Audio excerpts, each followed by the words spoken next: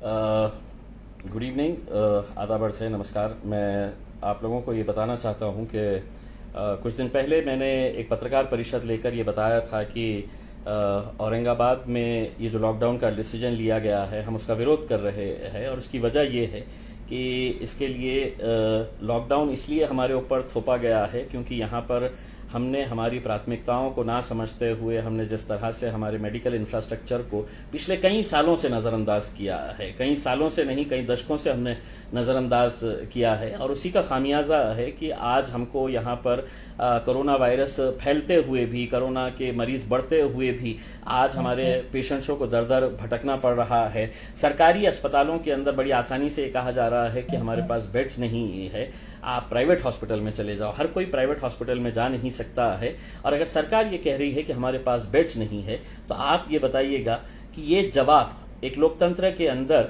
जहां पर गरीब लोग सिर्फ सरकारी अस्पतालों के ऊपर निर्भर रहते हैं, वहां पे क्या वजह है कि पिछले एक साल से हमने हमारी मेडिकल सुविधाएं बढ़ाई नहीं है। जैसा मैंने पूरे आंकड़ों के साथ बताया था कि महज एक औरंगाबाद जिले के अंदर, सिर्फ एक औरंगाबाद जिले के अंदर 2048 हेल्थ डिपार्टमेंट के रिक्रूटमेंट्स होना बाकी है। 2048, यानी कि आप अंदाजा लगाइएगा कि एक घाटी हॉस्पिटल के अंदर 850 लोग, सुपर स्पेशलिटी बिल्डिंग के अंदर 200 लोग, हमारे जो गांवों के अंदर जो हॉस्पिटल्स है ग्रामीण इलाकों के अंदर, उसमें 350 डॉक्टर्स नर्सेस की आवश्यकता है। ये इतने सालों से बैकलॉग है, हमने भरे नहीं है। और हम खुश इस बात के लिए रहते हैं कि देखिए हमने कितने करोड़ रुपए की ये बना दी है, बिल्डिंग बना दी है।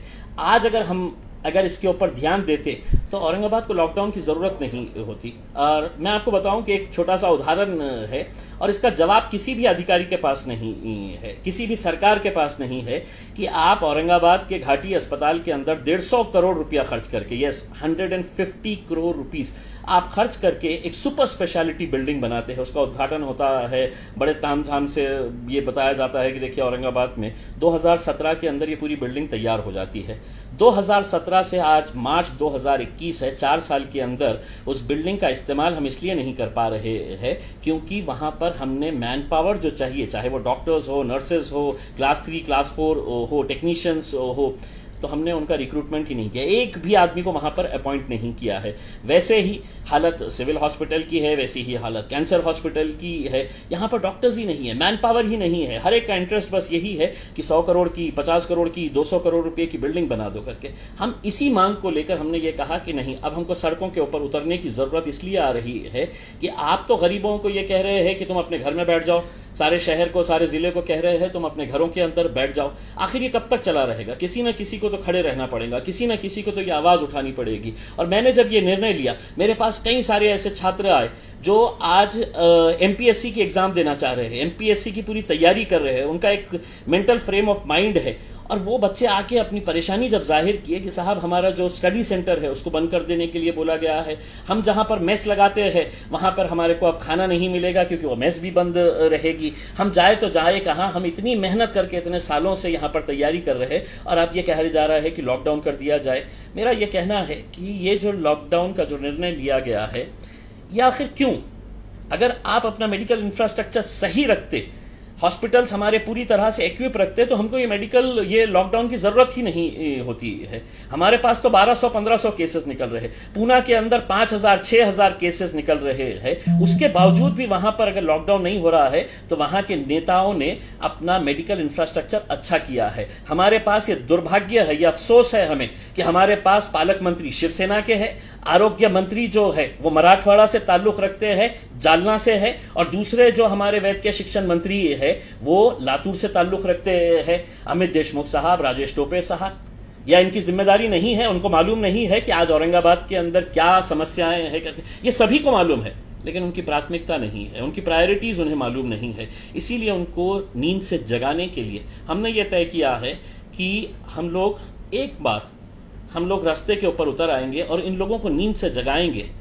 कि ये लॉकडाउन करना सबसे आसान काम है किसी भी सरकार के लिए। अभी तो हम सुन रहे हैं कि मुख्यमंत्री साहब और आरोग्य मंत्री ने कहा कि हम पूरे महाराष्ट्र के अंदर लॉकडाउन लगाने का हम विचार कर रहे हैं करके।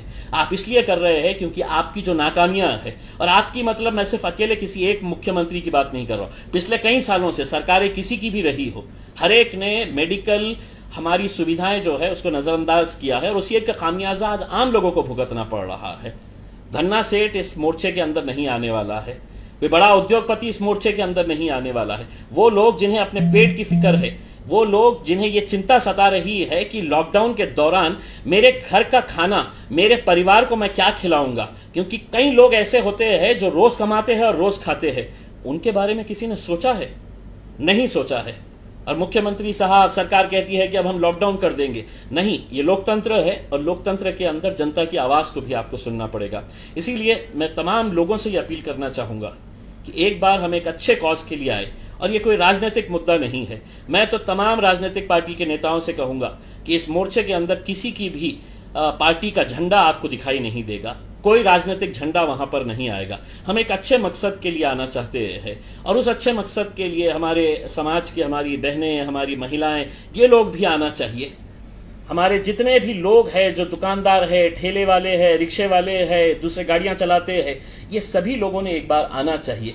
हम लोग खामोश रहते हैं, इसीलिए इस तरह के फैसले लिए जाते हैं। हम लोग सवाल नहीं करते हैं, इसीलिए लोगों को लगता है, सरकारों को लगता है कि इसके बारे में तो कोई नहीं कह रहा। मैं आज इतना हैरान हुआ कि मेरे शहर के कई लोग प्रतिनिधियों ने कहा कि नहीं, हम इसका समर्थन करते हैं लॉकडाउन।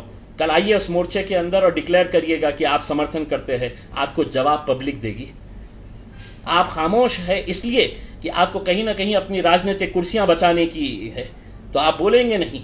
आप वही बोलेंगे जो आपके अधिकारी, आपकी सरकार जो भाषा बोलेगी उसी के अंदर आप हाँ से हाँ मिलाएंगे। लेकिन हमको लोगों ने चुनकर अगर दिया है तो यह हमारी जिम्मेदारी है कि हम गरीबों के बारे में भी सोचें। और हाँ, एक बात मैं बताना चाहूंगा कि आप इंडस्ट्री को इजाजत देते हैं कि इंडस्ट्री चालू रहेगी, क्योंकि उनकी चेन नहीं बिगड़नी चाहिए, जो उनकी सप्लाई चेन है वो बिगड़नी नहीं चाहिए। उस इंडस्ट्री के अंदर काम करने वाले लाखों कर्मचारियों के बारे में भी सोचना पड़ेगा। उनकी जिंदगी की भी कुछ कीमत होती है, वो भी किसी के भाई है, वो भी किसी के बेटे हैं, उनके बारे में भी किसी को सोचना पड़ेगा।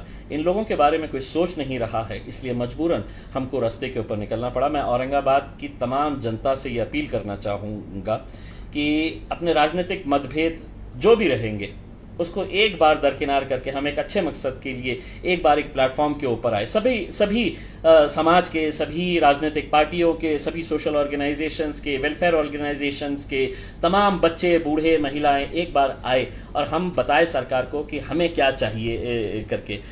शांतिपूर्ण तरीके से हम लोग ये कल मोर्चा निकालेंगे। हम किसी भी तरह का कोई ऐसी नारेबाजी नहीं करेंगे, हम पूरे डिसिप्लिन का मुजाहरा करेंगे। हमको मालूम है कि कोरोना है, और कोरोना के अंदर जो जो प्रिकॉशंस लेना है, वहां पर एक भी आदमी आपको ऐसा नहीं मिलेगा जो बगैर मास्क के रहेगा। वो मास्क लेकर आएगा तो ठीक, अगर नहीं लेकर आएगा तो हमने हजारों मास्क वहां पर हमारे वॉलंटियर्स के जरिए लेकर खड़े किए हैं, और हम जाएंगे जिलाधिकारी के पास और उनको बताएंगे कि ये मोर्चा किसी जिलाधिकारी के खिलाफ नहीं है, किसी पुलिस कमिश्नर या किसी म्युनिसिपल कमिश्नर के खिलाफ नहीं है। ये हमारे सिस्टम का जो फेलियर है, हमारे सिस्टम की जो कमियां है, उसको हम उजागर करना चाहते हैं, सरकार को हम जगाना चाहते हैं। इसीलिए आप सभी लोगों से अपील है कि कल 3 बजे पैठन गेट के ऊपर आइए। शांतिपूर्ण तरीके से हम लोग दिखाएंगे कि हम एक अच्छे कॉज के लिए एक बार इस शहर के अंदर हम सब मिलकर जमा होंगे। धन्यवाद, बहुत बहुत शुक्रिया।